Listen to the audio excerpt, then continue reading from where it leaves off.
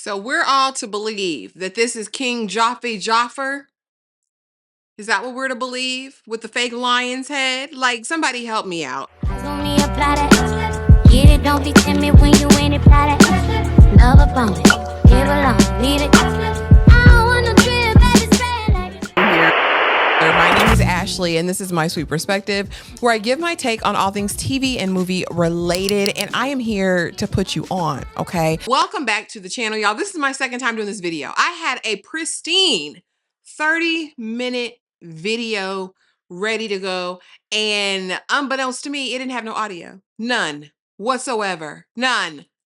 Just beautiful. I'm gonna put the clip in here. Just beautiful, crispy, good, good work down the drain. But alas, I'm back because I love y'all real bad, and I'm determined to get this video out Monday night. We are back to talk 90 Day Fiancé. Before the 90 days, season 8, episode 11, use caution when opening the overhead bins. And I'm saying use caution or don't, because maybe a good in the noggin may help some of these people. Maybe a quick, you know how sometimes you just need to be shook up, maybe a quick slap, and that can get people in order, because y'all, this is diabolical. But what is also diabolical is the fact that in episode 11, we're introduced to a brand new couple. A brand new couple. And why are you here, Ike? Why is she here, Ike? I don't know, because Elsie immediately, I'm troubled.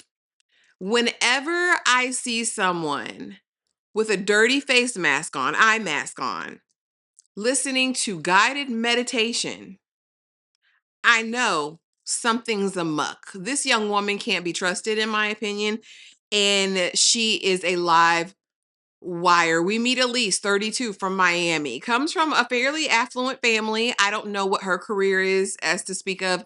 I don't think that they discussed it. Immediately when we first meet her, she says, I have great boobs and my nipples are even better.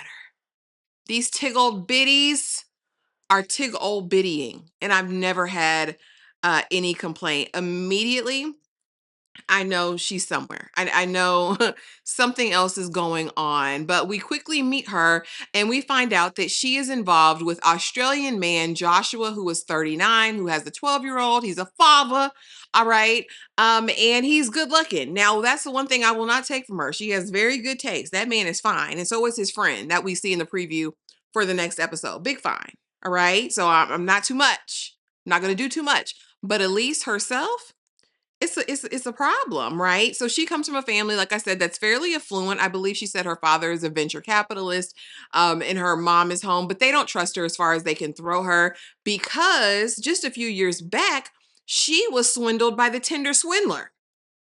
He stole her identity and $500,000, allegedly, is what she said. And so immediately they're concerned because they always have to bail her out. She is the wild child. She is the problem child. She was just always wild and very problematic. But now that she's 32, she's come to an age where she needs more out of life. Her brother, who's younger than her, has been with his wife for years. They have children, and she feels like now it's my turn. It's my time. Yes, I've made some mistakes in the past, but now this 39-year-old father from Australia, who lives at home with his parents, this is the one that's going to do something for me. So we meet with the girlfriends, the Miami girls, city girls, and they're very much like excited for her. And now as she gives details about how he just called her on the phone and basically was like, yeah, sister, yeah, I know you bought your plane ticket and you're coming out here, but I have a confession. These are my confessions. I still live at home with my parents. I still live at home with my parents. So what I'm gonna do when you get here is I'm gonna rent an Airbnb with a friend, because I can't afford it on my own. But together, teamwork makes the dreams work, baby. And we're gonna do this, and you're gonna be just fine. And she tells the friends this, and they're like, "Listen, you got to have a job if you want to be with me, all right?" And she's very much like, "Yeah, I don't care about the money. I've had the money, I've had the fame, I've had the fortune. I just want somebody who loves me. I've been with men who've had all the money and they just didn't care. And he cares. So I'm going to care as well. And we're going to make this thing work." The friends are like, yeah, that's not how any of this works. That's not how any of this has ever worked, sister. You've already been swindled. What are you thinking about? And why can't he afford an Airbnb on his own if he's living rent free at his parents' home? Things that need questions that need answers, things that need to make sense. She also reveals that she has had 5 proposals, 3 engagements, all failed, and admits that she's a lot. Now, listen here. I get proposals because men propose, right? But the engagements, why say yes if it was gonna, again, when you lead with your titties,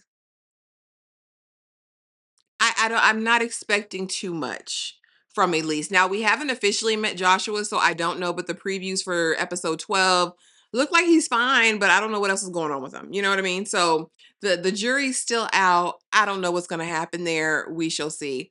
Next, let's go over here to Aviva and Stig. So if you remember the end of the last episode, Auntie Spring was like, let me pull you to the side, young king, because we have things to talk about. Don't try to play with Auntie Spring. Auntie Spring has been in these Belizean streets for 20 plus years. All right. And I know how y'all do, but here's the proof. Bam. Is that you? Is this you? Is this you? Is it you? Stig? Yeah, that's me. That's you all hugged up. But that was a fan. That was a fan. All right, that was a fan. But what about this text message? I'll love you for my whole life. I'll love you forever and ever and ever. Yeah, that's just a fan. I don't know who that is. It wasn't me. In his best Shaggy impression, in his best Shaggy voice, it wasn't me. And again, I am not surprised. Auntie Spring really played a little bit in this moment because I'm thinking we're going to confront him. We're going to get him dead to rights. Then we're going to make him say it to Aviva while we watch. Me and Corinth, because quiet as is kept, Corinth, my niece who owns this establishment, that's her homegirl. That's her friend. She has no reason to lie to her friend about being with you, sir. And this ain't it. I was waiting with bated breath for the young lady that he was in the picture with to pop up. I said, oh, because this is messy. We done pulled him to the side to do this. Again, she's like, this is not surprising, but he is deny, deny, deny. He's not letting anything go. He later says, listen, I can't help your auntie got issues with her man. And she's trying to put it on you, baby, but it's not me. Auntie is having flashbacks though. And she's like, not my niece. Not my niece. Not on my watch. We're not going to do this, right? So now Auntie's an old school fool. She said, we're not, no, you're not going to admit anything right now, but listen, you can do it or I'm gonna do it. And if I do it, I'm going to bust you out completely. So go on, take Aviva home, have that conversation with her, and you better tell her. You better tell her. If you don't tell her, you're going to have to answer to me. And again, he's still saying it wasn't me. So I knew immediately this is a bad idea, Auntie Spring. Ponytail. I got my ponytail. Ponytail. Auntie Ponytail, you should have gone. You should have been there when he had to be confronted with this information with Aviva because you know your niece is a dingbat. Like, let's be honest, dingy. So he gets her home and he's like, yeah, I don't know, your auntie, she's had issues in her marriage and I think she's spilling out on me because she tried to accuse me of being with this girl, but this girl is just a fan and then shows a text message and they just say from him. Who's him? I don't know him. Who's him? I didn't see a number. I don't know if that was it you. Do you know her? Because I need to have the information so I can make choices. He go, what kind of choices? Choices of whether or not I'm going to be with you. Girl, shut up. Shut up.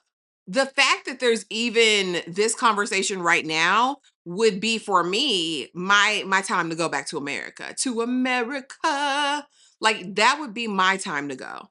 What is their conversation? Aviva, all I'm going to say is don't be a dummy. All right. I don't want to see you with him anymore. She says, yeah, because now I'm starting to question because first it was you didn't want to have raw sex with me anymore. And now it's, this other girl and you don't want to say you love me. So there must be something else going on. Duh, dingy. And I hate to be this way, y'all, but I know we know better. It's like y'all see the red flags and are like, let me paint my nails to match. I love to coordinate with the red flags. The red flags turn me on, and I don't understand it. None of these men are fine enough, rich enough, deep enough to do any of this, to be going through this headache, to be going through this embarrassment. None of it is worth it. None of it is worth it. Meanwhile, let's get back to embarrassment. Let's go over here with Emma and ZIAD. I was engaged to Muhammad during my last trip to Marrakesh. What? In my country? You were with another man in my country? You were in another man in my country? ZIAD, ZIAD tickled me. He tickled me because he wanted this. He was waiting for this. You can't make me believe he liked that lady. You can't make me believe he liked the lady. He was waiting for his exit plan, and she came and she delivered. He was like, he said, be real. I can't trust you. You came with this. What else? I can't go through with it.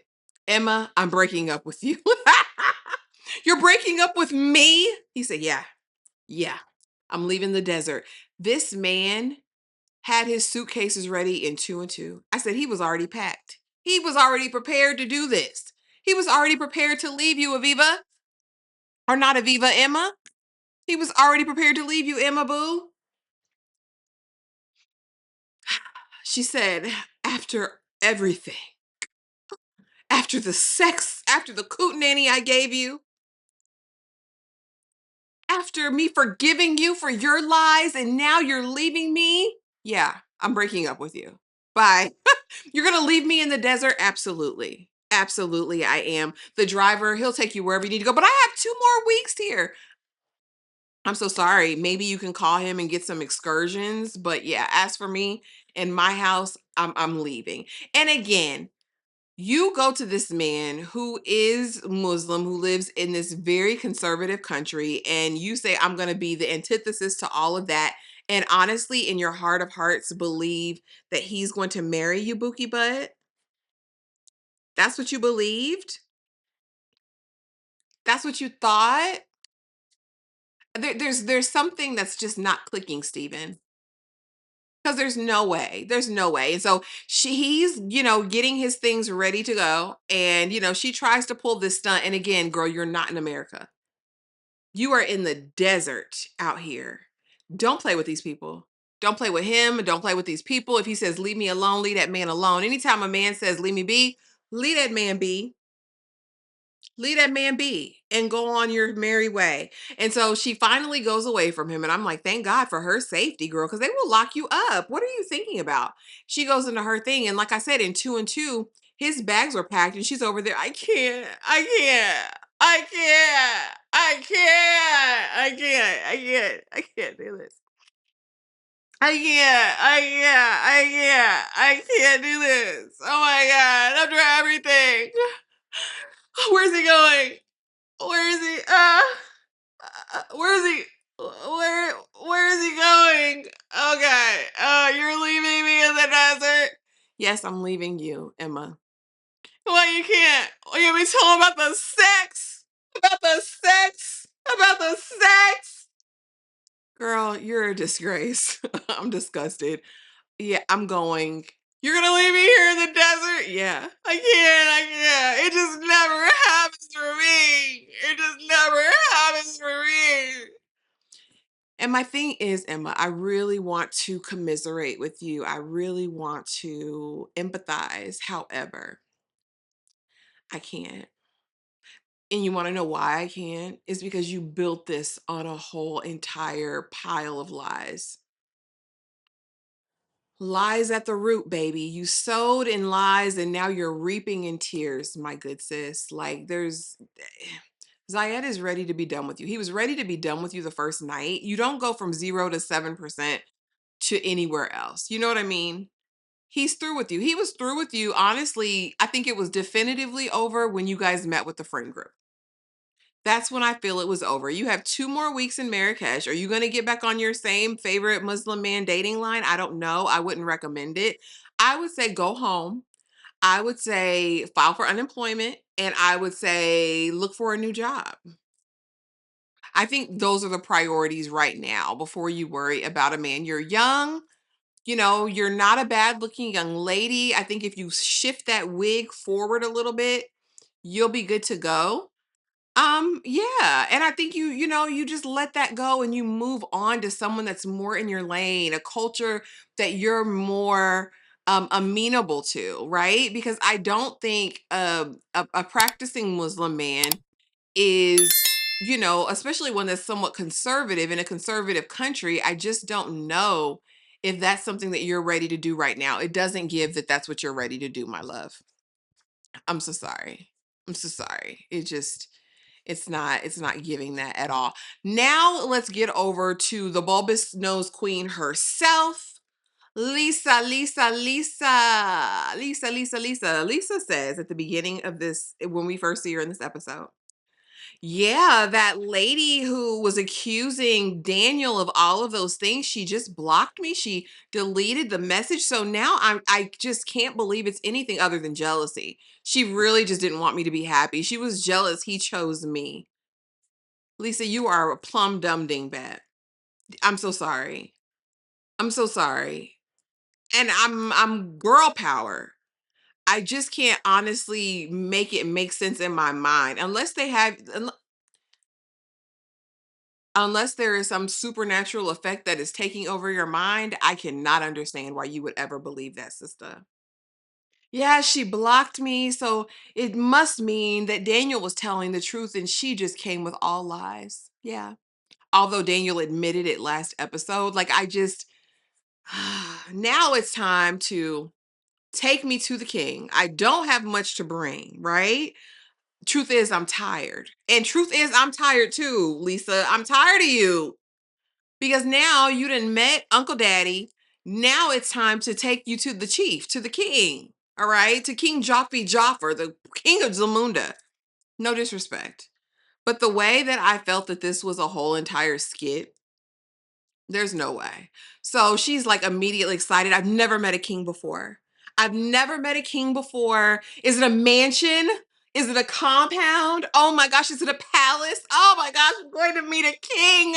Let me take out my recycled head wrap it up, and we're gonna go. Come on, Daniel. And Daniel's like, all right, we're gonna meet the king and get his blessing. There's no other blessing like this. It's gonna be amazing. And I'm like, sis, you're not going to a palace, baby. You're not going to a mansion, I fear. It just none of this ever gave that. And I know that there's many kings, right? And I know that there's many chiefs. And I honestly thought the next step after uncle would probably be chief maybe of his tribe or his village or whatever. But no, direct to the king. And we get there. And this man has a fake lion's head wrapped around him, just like Jaffe Joffer in Coming to America. And now we are there, and immediately it's like, this is the king. Get on your knees. You never seen a king before? Ho, get on your knees and worship me. Bow down to the king. And so she's the only one bowing, which again, I'm like, why is she the only one? She the only one on her knees. And so she gets down there and, waiting for his whatever. And he starts slinging his little pendulum because he gotta get a word, right? Because not only is he a king, he's the prophet, he's the seer, he's the prophet to the nations, according to him. And so he starts moving his little pendulum back and forth, and this is gonna tell him if the match is good and if this is gonna work. And so she starts laughing because this hoe is married and then had 5 marriages before this. Like, come on, like let's, but you a prophet and you can see.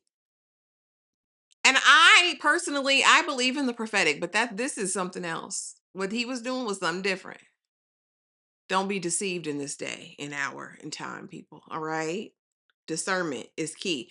And so she starts laughing. Ho, who are you laughing at? I tell you when to laugh, who to laugh, how to laugh, why to laugh, when to laugh. Did I say something funny? If I didn't tell you to laugh, ho, you don't laugh in my presence. Do you know I'm a king? So sorry. I'm sorry. I'm sorry, King. I laugh when I'm nervous. Nervous. You get nervous? You get nervous and laugh? Is that what y'all do in America? Daniel, is this the woman you brought to me to marry who's playing in my face right now? No, King. No, King. She's just nervous. She really is nervous. That's what she's American. She's nervous. Okay. And so the king is like, all right, come back on down. Get on your knees again. Gets on her knees. Are you going to take care of him? What? Am I going to take care of this grown ass man? Absolutely not. Absolutely not. But of course, she says yes. He gives the blessing and says, this is going to be a good match, a good match. All of that, but you couldn't tell she was married. This was a mess. This felt like a scam and a skit to me, in my opinion. How dare you laugh before your king? And she just going for it. She's just going for it. She got it written on top of her forehead. Play in my face. Because there's no way I'm taking care of this man so his behind won't be out in his pants. And I gotta be questioned, propositioned, put through the inquisition in order to get y'all's damn approval to be with him. Ho, is you cool? I'm not doing any of this bull. Take me back to America. She shouldn't have taken her ass over there anyway with no place to live in real life. That's enough of the bulbous nose queen because it's too much for me at this point. I don't like how this is putting me through all of these changes dealing with these people because I want better for us. I know there's better for us. You know what I'm saying? Like for women in general.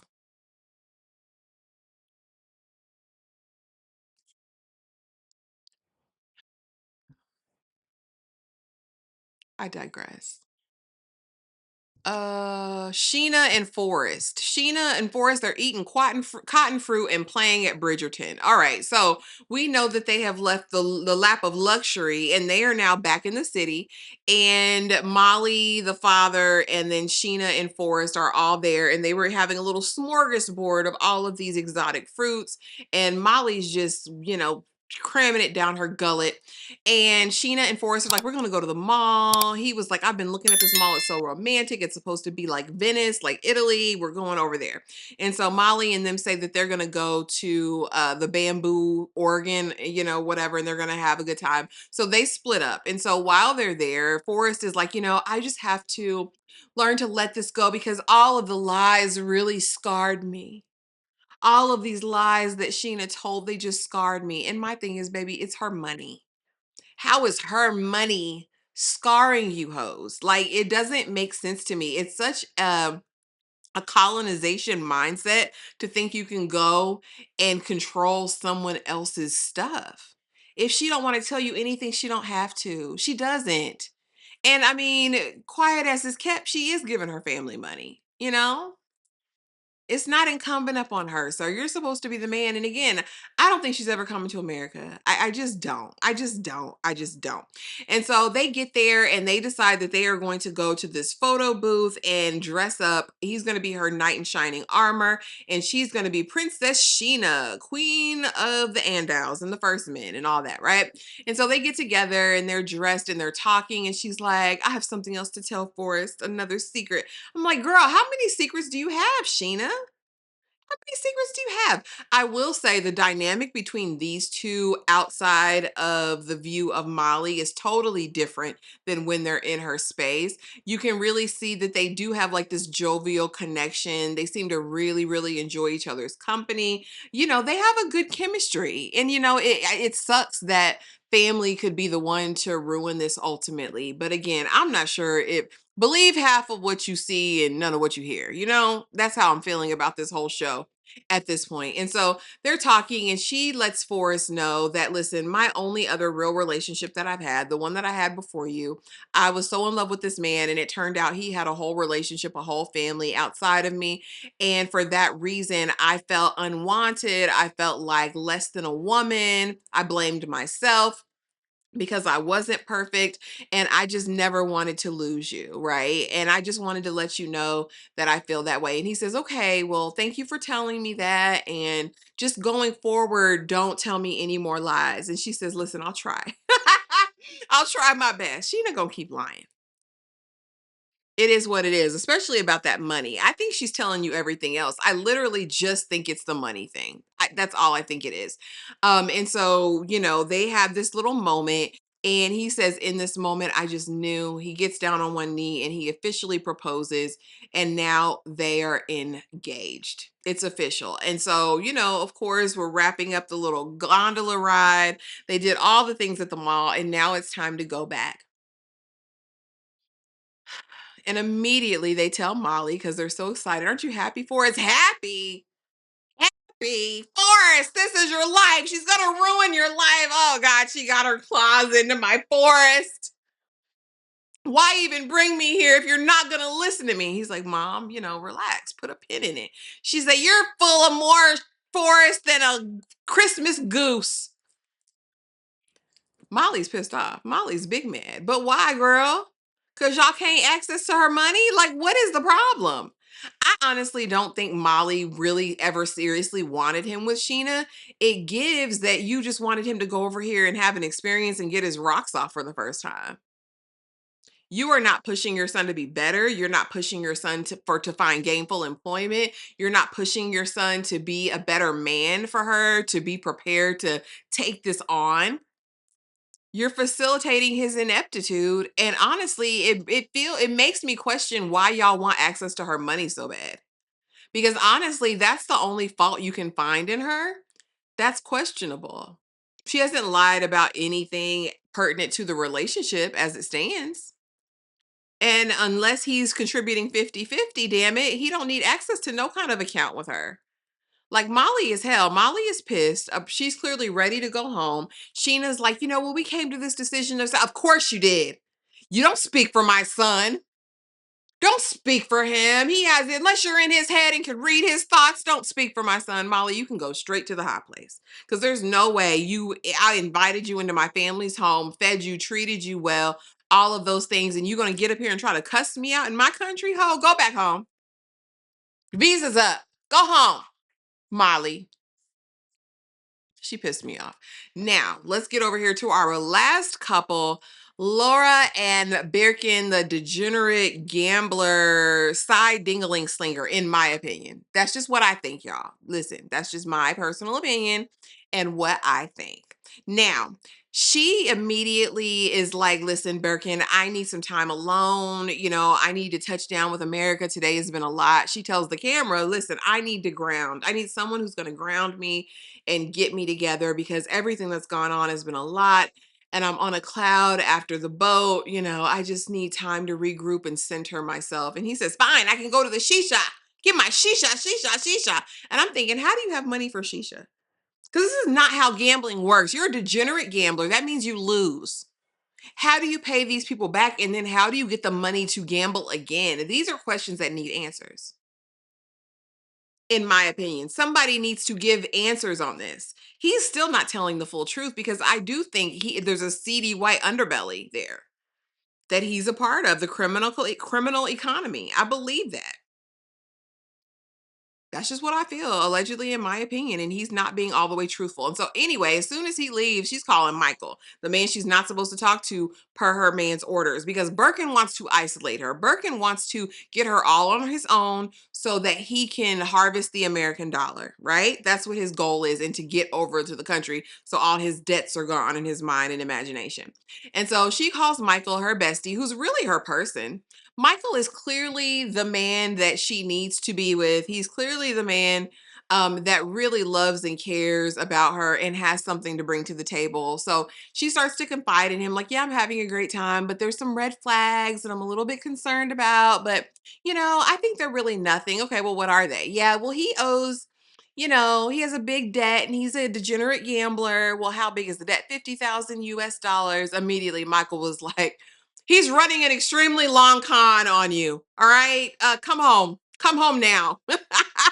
Because now you're on cloud nine. This is going to end badly. He's going to use you up. He's going to, sell you for pieces. Honestly. And she was like, I don't know, Michael. I just don't know. I really care about him. What do you like about him for real? He's just everything. No, you got your cooch wet and you're feeling good, but you can get that here. A man who's a decent man who has something to offer and doesn't come with this baggage. You don't want to come home? I'm coming there. No, I don't know. I need to come out there because you need balance and you need some perspective. And she's like, I don't know. I don't know. Michael's on the next thing smoking. He said, not my friend. You're not going to con my friend. He's not having it, and I'm here for it. Laura is a dingy too. All these ladies, I just hate it. They have all the signs, all the warnings, all the red flags, all the spirit checks. You know what I mean? When you get a check in your spirit, like this isn't right. Ooh, I feel this. Something's not right. Something's off. Every single one of these ladies have voiced that in one way or another. And the fact that none of them are taking heed. Damn a show. Damn some money that it took to get here. Let me go home and have my peace of mind. You can make the money back. Money will always come. Just saying, y'all. But that was it. That was 90 Day Fiance before the 90 days, season 8, episode 11. Use caution when opening overhead bins. And I'm ready for next week. Y'all drop it in the comments. Do you guys have any predictions? Are any of the couples that are left gonna make it?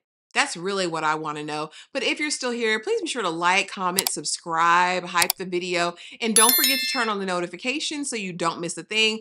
Also, don't forget Tuesday nights we talk 90 Day Fiance before the 90 days. So join us tomorrow night.